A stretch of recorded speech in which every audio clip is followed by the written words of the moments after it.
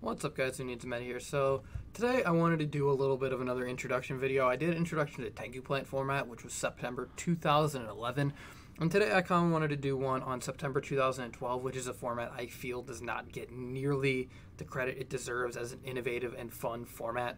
I believe that the quote-unquote best deck really kind of sours people's interpretation on it, because you can see I highlighted Shocklock Windups, which a lot of people did believe was the best deck. It's the deck that could keep up with Mermails when they were released, and of course Fire Fist when that deck was released even later on. But we're going to be looking at the format before Mermails, and before Cosmo Blazer, before Abyss Rising, and before the Atlantean Structure deck. So Return of the Duelist will be the last core set, I believe, going into this. So essentially that came out in August, and we had 3 YCSs in between this and YCS Seattle, which saw Atlantean Mermails debut, and then again Macro Rabbit as a response to that being because Macro Rabbit again shuts down Mermails, so we don't have as much of that conflict. So we don't have that conflict here. We're mostly focusing on YCS Indianapolis, YCS Toronto, and YCS Providence 2012. Those 3 YCSs. So this is kind of the Edison of the XYZ era, as I'd like to call it. Except for it just wasn't shown in Jump Edison. You know, we had 3 YCSs, and we had 3 different decks win those YCSs. So first we're gonna highlight those 3 decks, and then I'm gonna move on to some other decks that existed in the tops of those events. A quick thing I wanted to point out before we move on to the decks. We had some rulings here. We do not have term player priority. This is a TCG history ruling document of the North American TCG. First, of course, last format going into national season beforehand, and right before a YCS. I can't recall which one, but it was right before a YCS. We have term player priority removed, so we are playing without term player priority. Another big one, obviously Shockmaster and Kaji Koichi. But the big one here is Gold 5 releases with the Starlight Road. Saying negate the activation, so it works like Shien and Dalka, where you can do it in damage step, as this says. And then, of course, Duelist League 17 in December of 2013 would reverse that. So if you do see any Starlight Roads flying around in any of these lists, just note that this is how it was ruled, and it was ruled that it could be stopped in the damage step. So first up, we have Josh Graham's list from YCS Toronto. This is the list that won Toronto.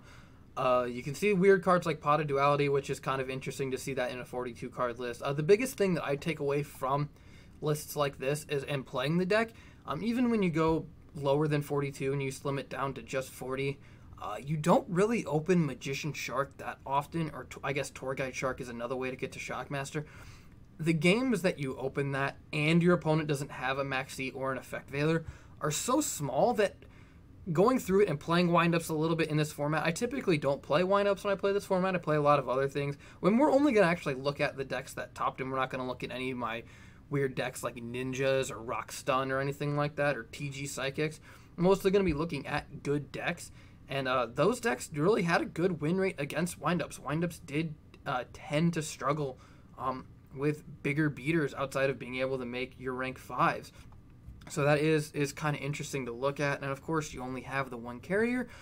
So I don't really find this deck as oppressive as people remember it. I think people remember getting Magician Sharked every once in a while, but like through the course of a 9 to 10 or 11 round event, it's just not going to happen as often as you think. You're not going to open it, and you're going to have to play games where your turn is Summon Rabbit, Activate Factory, set a card, pass, and that is, it's a perfectly acceptable thing. Like, again, you have to win the die roll, open Magician Shark or Tour Guide Shark, which Tour Guide was at 2, and your opponent can't have a hand trap. So the idea, or like the ratio of that happening, is so small that this deck just doesn't feel as oppressive, and I feel like its inclusion doesn't have any issue. I don't take any issue with it. It doesn't ruin the format for me whenever I have to play against the deck. Yeah, I can open it, but like, again, every deck can open the nuts. Like, I mean, Chaos Dragons can open Future Fusion in the previous format. It's a part of the game that happens. It's always going to happen.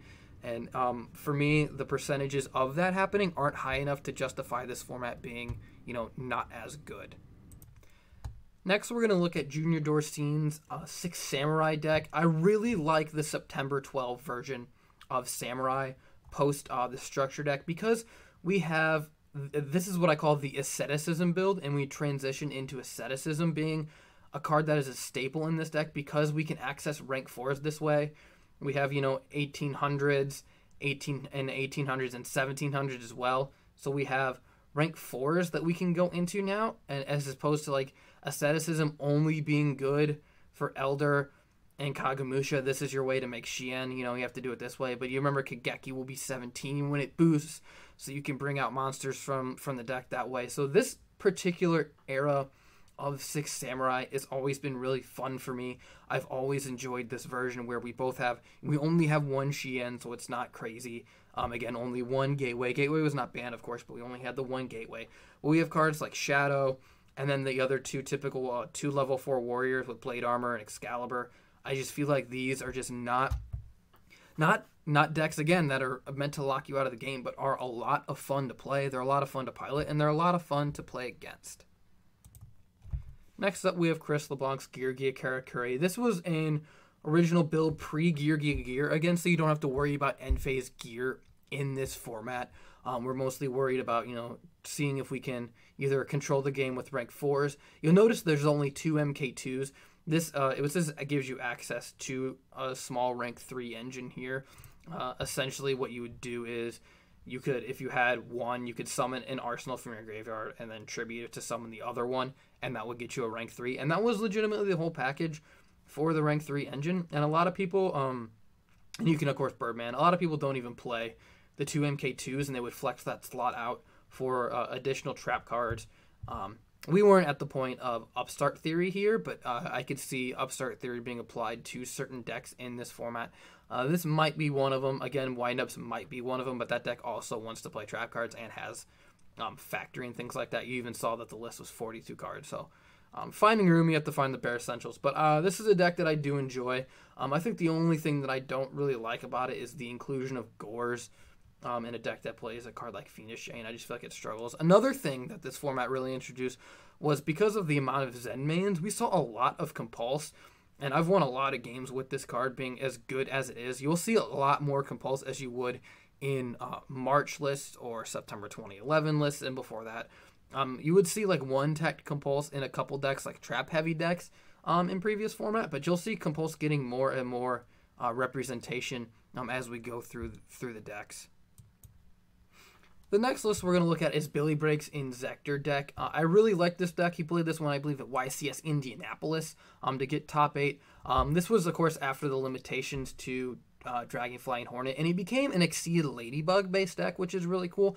But the goal is you could use Dragonfly to detach it to the graveyard for rank 3s, and then use Call of the Haunted to bring it back. Essentially, you wanted to use Card Trooper to fuel your graveyard, and then again, Mystic Tomato also really good in this deck. To bring that out, but just the use of Call of the Haunted as a way to just like as a combo extender was a really cool thing in this deck, and of course you had a powerhouse card in Dark Arm Dragon. Another interesting debate in this format was Maxi versus Effect Veiler. I remember Jarrell Winston had a video talking about how he believed Effect Veiler was the absolute superior hand trap. He actually topped an event playing Machina, Gear Karakuri. It was just a mishmash of all of them. And he topped a YCS playing that. He said he even cited a copy of Maxi, and he said, I regret citing this card. He was very anti-Maxi at the time, which is pretty interesting. I tend to believe that Veiler is the better hand trap, but Maxi definitely has its uses. I mean, obviously against windups it's good. It does the thing that you need to do, and it gets them to stop. And it's not a minus in effect. It will replace itself typically, because when they reveal that shark, you're going to hit that Maxi and it's going to replace itself. So it is depending on what you think you're going to play against, but both cards absolutely deserve to be talked about in this format, and it's cool to see that Billy ran both. The next list we're going to talk about is Simon He's Agents. I believe this is the one from Seattle. Where he was dealing, because you'll see the Soul Drains, but he did play this a list similar at Providence as well. So it's just the one I happen to have built, and there wasn't really any cards here that would change other than the Soul Drains for that Mermail matchup. But there were two different versions of Agents. There was this Chaos build, even though Chaos Sorcerer have been limited to one because of the hits to Chaos Dragons. So we only have one Chaos Sorcerer in this format. And there was a Trooper Agent build that was centered around Christia and Call the Haunted that was popularized by Alistair Albans. Essentially, the goal was to mill cards like Christia and then Agents and stuff like that for Hyperion, and you would just load your graveyard with those and then flip Call the Haunted. Just like Call the Haunted Christia was just insane. You could just chain to a Monster Reborn or chain to a Shark or something like that and just really shut down your opponent. But I felt like this build was typically more consistent than that build. So this is the build I chose to showcase. But of course, there are both builds, and they're both completely valid, and both have, probably a similar win rate. I just typically prefer this build because I just like the Chaos Engine and things like that. So next list here is Bo Tang. He with top 8, I believe, from Providence here. This is a Dino Rabbit build. You notice he has the Macrocosmos in the side, and he's not playing Guaiba.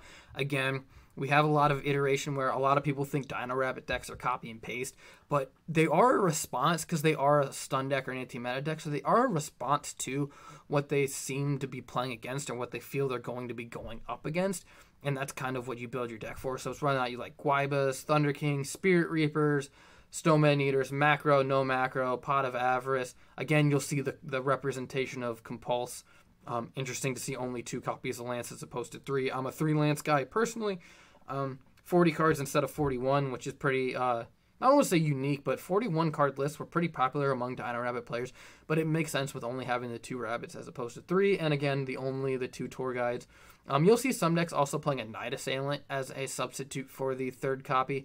Night Assailant's also a really good card because, again, it's a card you can get off of Tour Guide that is a pseudo Snowman Eater, but again, the 1900 being good against Heroes, which is a deck I didn't find any tops for and chose not to represent. But again, Drain Heroes and Hero Beat are definitely very, very good decks in this format.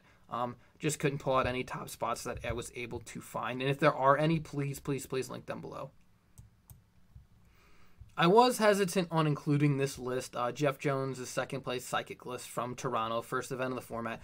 I believe this is a deck that won because of its surprise factor and people not knowing how to play around the Psychic cards.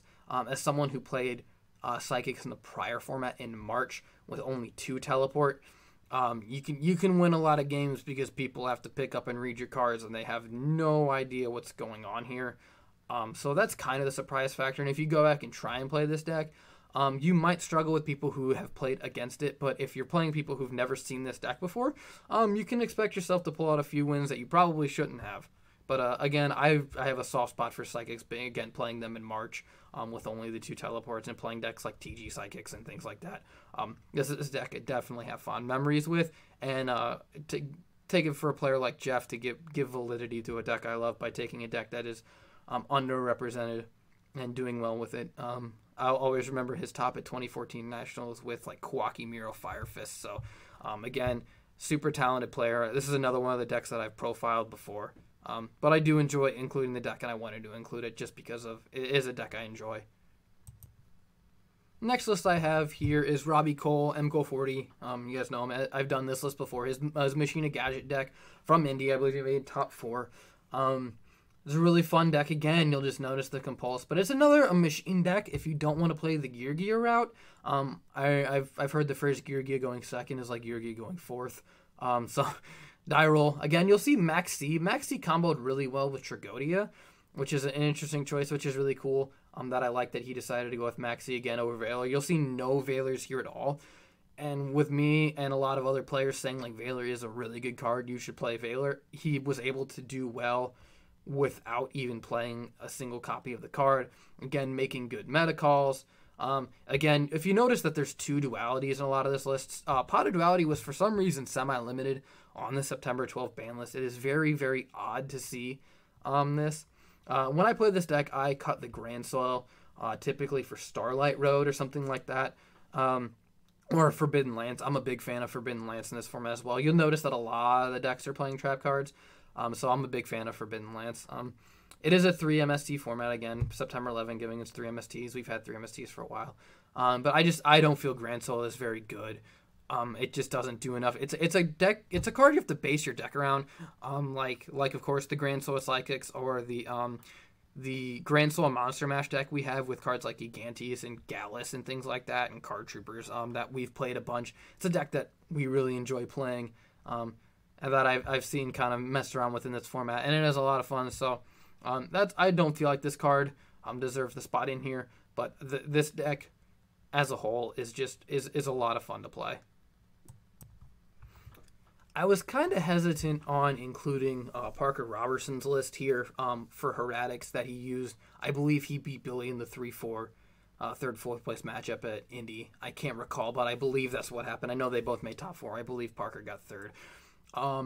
He, unfortunately, there was a regional that I was at, and in the last round, he and a friend of mine were both undefeated, and the match was live streamed, and he was caught stacking in that match, and he was given a year ban. I don't know how goofy you got to be to stack on camera, but he did make top 4 at this YCS again in this format with Heretics. I have my own build of Heretics that I typically like to play. You'll notice that the only 2 trap cards he plays are Compulse. That's similar to my build. I play Wing Beats over these. I also play Veilers over Maxis. I don't play 3 Birdman, but the lists were so similar, and I was just grabbing historical lists to look at, and I did want to include Heretics because I do have a soft spot for this deck. Yes, he did actually play Blood Mephist. He did actually play a copy of Blood Mephist and said he made it. But again, I love this deck. I think it's a lot of fun. It's a super cool deck. It's a super fun combo deck. And if you're looking for a cheap deck to fishbowl, oh, this is so much fun to fishbowl. There's so many routes you can go to try and get 8K. A lot of the OTKs are unfortunately upstart proof, where you can't do more than 8 exactly.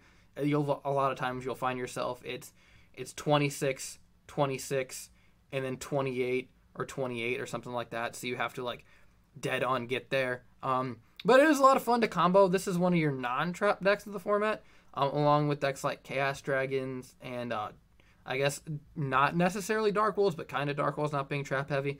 But this is a really fun combo deck if you want something that's not as control. I know we've looked at a lot of control decks, but this is a absolute pure combo deck. And if you're looking for something that's not as control, this is absolutely a valid route to go through. And of course, speaking of Chaos Dragons, this is Stefan Bizel's top 8 Chaos Dragon list from this format. You'll notice it plays a copy of Dimensional Alchemist, which is a card I love. I'm a big fan of Dimensional Alchemist. I love it in just Chaos decks. I think it's really cool, and it's a really awesome concept to be able to control what you banish and use it again. You'll notice the triple Dark Flare Dragon again, because we lost multiple copies of Chaos Sorcerer and multiple copies of Red MD. We really need to make sure we're able to throw some beaters. I even remember like non-Chaos Dragon decks playing copies of Light Pulsar Dragon just because it was an easy summon that was 2,500. This is that Night Assailant that I had mentioned earlier, that you'll see copies of Night Assailant. I'm actually not a fan of triple recharge when you're only playing a smaller Lightsworn count, but this deck did do really well. Again, this is one of the non-trap decks, and it's a really cool list. You'll see the Gemini Imps in the side deck and things like that. For the Dark World matchup. Again, you'll notice the Compulses. It's Decrease to stop traps or Compulse. This card is just such a good card at dealing with Zen mains, and I have a soft spot for this card. It's one of my favorites. One of my favorite trap cards, so there's a reason that maybe I like this format so much, other than the just absolute infinite replayability of all of these decks. And they're typically not too matchup dependent. You'll notice that in certain formats, there'll be decks that just don't do well against other decks. And yeah, there are the decks that really lose to like Macrocosmos.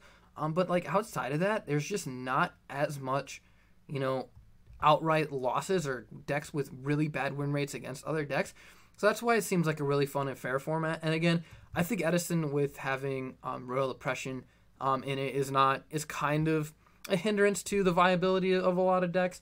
And then I don't see anything being able to capitalize on Vanity's Emptiness in this format because of the triple MST being so, at least 2 to 3 being played. Again, this deck played 2 MSTs and 3 Lilas and 3 Raikos. So that's another reason. And then again, there's not a lot of cards like Spark Dragon and things like that we can use to just like sit on our Emptiness and protect it, like a Logia would or something like that. And even then, that's even kind of iffy because of things like Raiko and Snowman Eater that you see in a lot of places. So yeah, that's another reason this format is really enjoyable. Last list we're going to look at is Justin Aiollo's Dark World list. I enjoy this list a lot. I'm not a big Dark World guy, but again, I just think like the combination of cards like Mind Crush in this format with Drag Down are really interesting. You'll notice that because the meta is so diverse, like in Tengu Plant format, you'll notice that people were really scared to run Dealings because you can't turn one Dealings and it's dead in the mirror. And then there were only like 4 or 5 decks that people were really like trotting out as like the best deck, or like a deck that contend in that format. Even though I do love that format a lot, it's probably my favorite. It does have less decks than this one, so you'll notice cards like Dark World Dealings being able to be played in the main deck because we have so many other decks that we can run into. We don't necessarily have to worry about Dealings being, you know, like, oh no, the mirror. Again, still probably risky to activate at turn 1. The Upstart Goblins, again, the Compulses. Your Virus cards, which are really cool, and then we have one of each. Dark Smog is such an interesting card and is so cool. It is really oppressive to try and play around, but man, this card is awesome. And then Goes in Match being, again, a really good card against windups. And you have all your Exceeds and things like that. Graph is still doing Grapha things. The Silvas, again, I've always thought Silva was just better than Gold. I don't know, the secondary effects aren't really that relevant, but like when you want to pick one, you want to pick one that's better in the mirror. But this is probably your quote-unquote most oppressive deck, even more so than Shockmaster, because again, Mind Crush is insane, Drag Down is insane, the viruses are insane, Smog's insane, Goes in Match is really insane. So this deck is one of those where it's like game 1 it's gonna win a lot. You know, we still have card destruction. Game 2, 2 and 3, you really have to, you know, bring in the macro and defissure hate and things like that, and it really hurts your consistency. So Dark World's a really good deck. This is probably one of the better formats they have. You can play lists with even like Trance Archfiends and Fabled Raven. We had, well, Trance Archfiend wasn't a card until the second half of the September 11 format with, I believe it was an Order of Chaos common, so we didn't have access to it there. But we have access to it here. We have access to Smog here. We have access to everything that makes this deck, you know, really good. And there are so many different routes you can go with it, with even like cards like Beige, which aren't really included here. There's just so many good ways to play this deck, and there are a lot of different ways to play this deck, and I think it's another deck that deserves mention for grabbing a couple top spots. So if there's any decks I missed, please let me know. If there's anything you want us to play from this, let us know. We have so many of these decks because this format is so replayable and so much fun, and I just wanted to bring attention to it because I do feel it's underrepresented. I don't really use Discord, but the last time I was in the Format Library Discord, there wasn't even like a page for this format that you could even like try and find people to play. And I feel like that's just an absolute crime for this format. There's so many fun decks and there's so many fun things to play in this format, and I just wish it got the love and attention it deserves. So that's kind of the goal of this video, is to bring attention to a very underrepresented format, and I hope you guys enjoy it, giving it a try, and thanks for watching, guys.